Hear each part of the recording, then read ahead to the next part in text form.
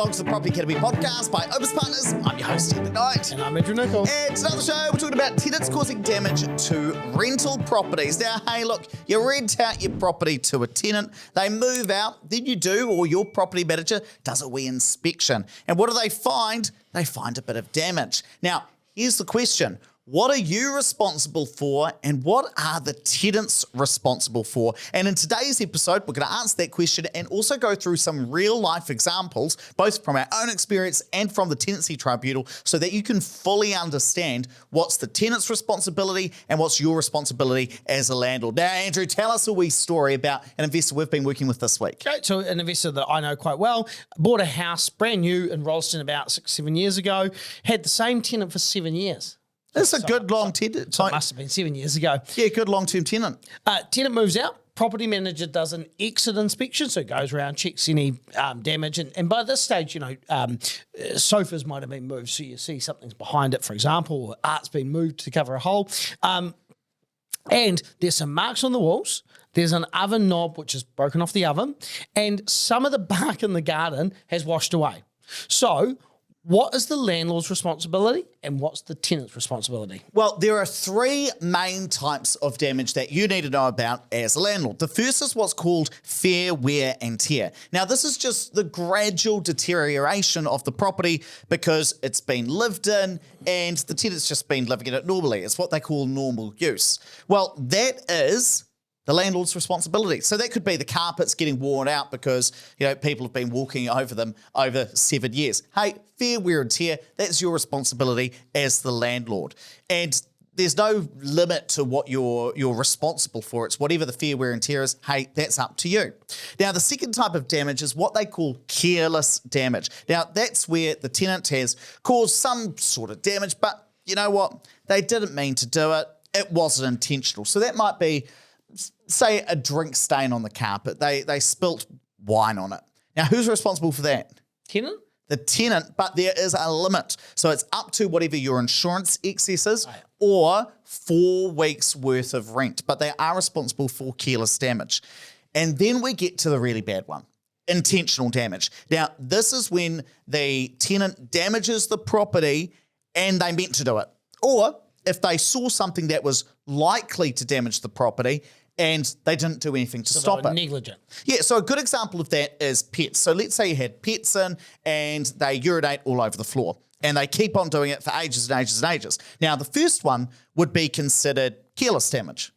The second one would be considered intentional because they knew that letting the pets run around the property would likely mean that they're going to keep causing damage to it. Didn't we do a podcast on that? Yeah, not so long ago. There was quite a famous Tenancy Tribunal case, Gore v. Cork, about it. Now, there is no limit to the tenant's responsibility there. They're the ones that have to sort that out. So let's go through the story of your investor to see what sort of damage we saw and whose responsibility it would be. Okay, so first, marks on the walls. Category for that, fair wear and tear. So tenants have been there for 7 years. It's fair enough that there's going to be the old mark on the wall because if they've got, moving around some furniture in and out of a room, or they're just walking down the hallway and they had too many wines and they knocked a little mark there, that's not the end of the world. It can be fixed up pretty cheaply as well. If there were kids drawing on walls, that's a different story. That's when it becomes careless. Yeah, because it's all about what's normal use, right? Absolutely. Having a couch up against the wall that causes a mark, that's normal use. Having your kids with some markers drawing little stick figures, that would be considered careless or intentional if they kept on letting them do it. What are you doing on the couch that's making marks on your walls? Now, oven knob broken off. That's fair wear and tear as well. Look, these things happen over time. I think that's the one of the only things I actually replaced in one of my properties. The oven knob coming off. Knobs come off, so to speak. Yeah, if it was funny, I would have laughed at it, Andrew. Okay. And what about the third one? The parks of the gardens being washed away. What would you call this? Fair wear and tear as well. Very normal. And the investor was told earlier about that. Was probably in one of the property inspection reports. Yeah, and I think it's really important to note that it's actually not the tenant's responsibility to bring the property back up to what it was like when they lived in it. Unless it was like a social housing, rented out to a social housing provider. Yeah, that's true. But in a normal tenancy, this was a brand new build. Tenant lived in it for 7 years. The tenant isn't responsible for bringing it back up to what it was like when it was a new build. No. They're responsible for leaving it as if a normal person had lived there for 7 years and whatever that property would be like. That's why we as property investors get to claim depreciation. Now, here's the thing. After 7 years, it is very likely that you may need to do some paint touch-ups if there's been a tenant in there. And it's really important that us as property investors realise that there will be maintenance over time. So we've got to think about, in this case, what is the state of a normal property that had been lived in for 7 years? Now, the big question is who decides, or how do you determine which type of damage goes into what? Is it just Andrew Nicol and me sitting here deciding what it is? No, it all comes down to the Tenancy Tribunal, and there is a process for figuring this all out. So step one, the landlord must prove that whatever damage is there is more than fair wear and tear. So if you went to the Tenancy Tribunal and you're trying to argue a particular piece of damage, you'd first have to say, you'd have to prove that it was more than fair wear and tear. Now, how do you do that?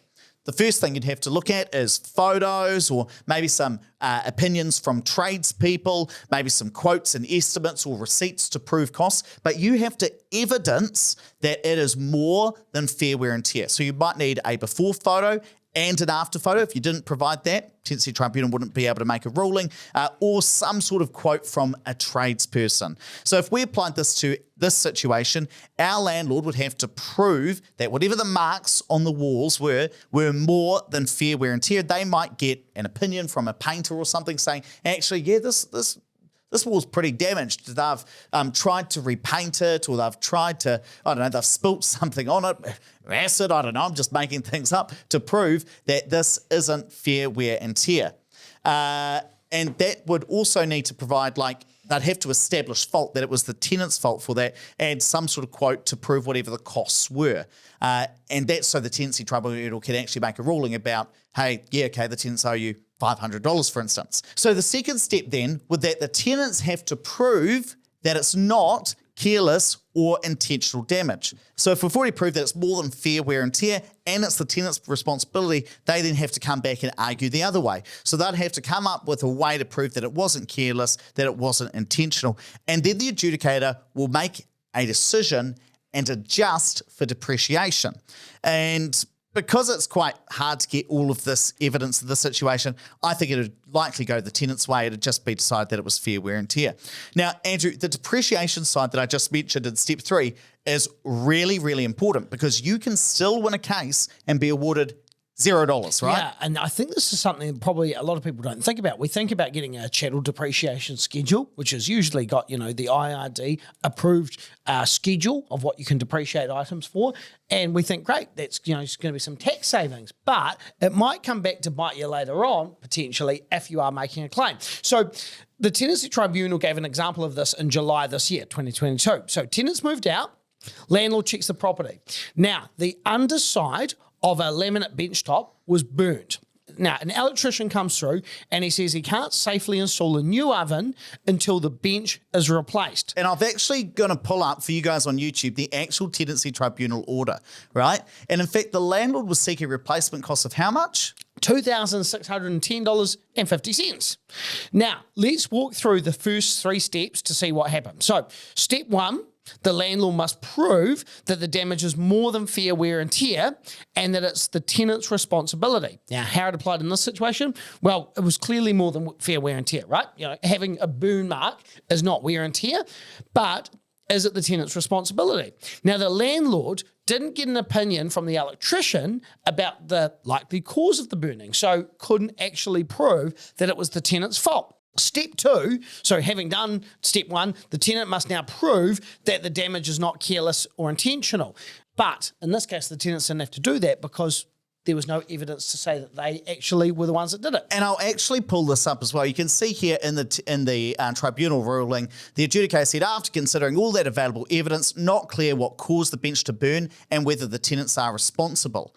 So I think that's really important to note. The landlord said, well, maybe it's how the tenants were cooking. Maybe they said some stuff about fat and grease and, all the stuff had a story about it. But the adjudicator said, yeah, but you didn't actually ask, and I'll just find it here. And how would you prove that the bench top was damaged underneath or not damaged underneath? No one takes a photo of the underneath of their bench top. No, well, here's the thing. What the adjudicator says is they said, however, the landlord did not obtain an opinion from the electrician as to the likely cause of the burning. So what they needed to do in this case is say to the electrician, well, what is the reason for all of these burns in your professional opinion? Say you had a rice cooker underneath the bench or something. Well, what the landlord was saying was maybe there was some overflow from the oven dripping underneath, maybe blah, blah, blah. That's made up. Well, you're not an electrician, neither am I. But what he needed to do, and this is what listeners of the show need to take away if you guys are listening at home, is to say, get the professional opinion from whatever tradespeople to establish who did it, whose fault is it?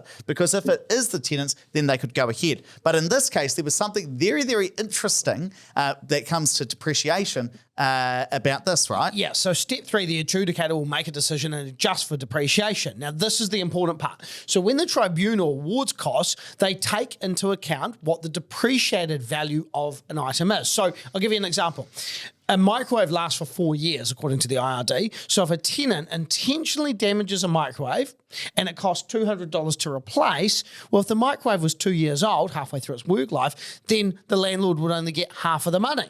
That's right, because it doesn't take into account betterment. So the idea is that after your tenant damages something, and let's say they intended to do it, they're not going to replace whatever it happened to be. They're not going to buy you a new microwave in this case. No, they've got to take you back to whatever you were. So you should have enough money to buy a 2-year-old microwave in this case.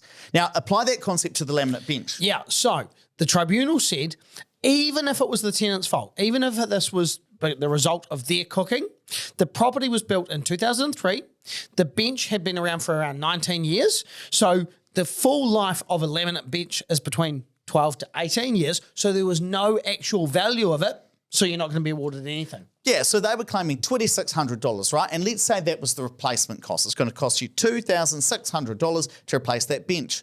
Yeah, but the bench was over 18 years old. That's how long a bench is meant to last for. So even if you won, it'd be depreciated down to zero. You're going to have to replace it anyway. Now, that's something that most landlords would not actually be aware of when applying to the tribunal. We wouldn't even think about it because of the fact that, okay, well, I've got a bench top there. I should get a new bench top, right? So there are 4 key takeaways that I want you guys at home to be thinking about. Number 1 is understand what the tenant is and isn't responsible for. So they're not responsible to bring it up to the same condition as before because it's your responsibility to think about fair wear and tear. The second thing is to document everything. So I'm talking about either you or your property manager taking photos at the start of every single tenancy so you can document what was the state of the property when they moved in. The third thing you need to think about is if you are going to the tribunal and if you are trying to establish that, yes, it is the tenant's fault, you need to get a professional opinion, unless the photos make it abundantly clear, the before and after photos.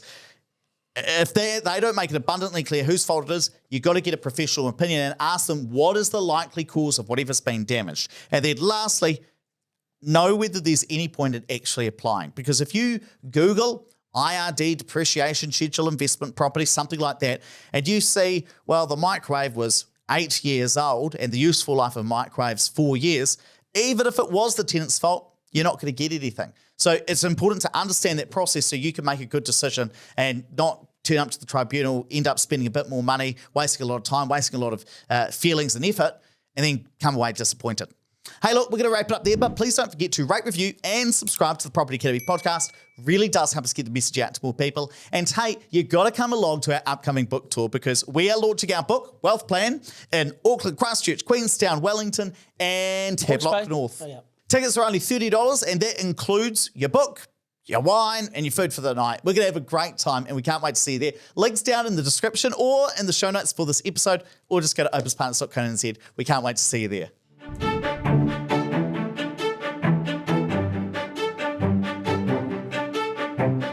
Thanks for listening to the Property Academy podcast. I'm your host, Ed McKnight. I'm going to be back again tomorrow with even more daily strategies, tactics, and insights to help you get the most out of using the property market. Until next time.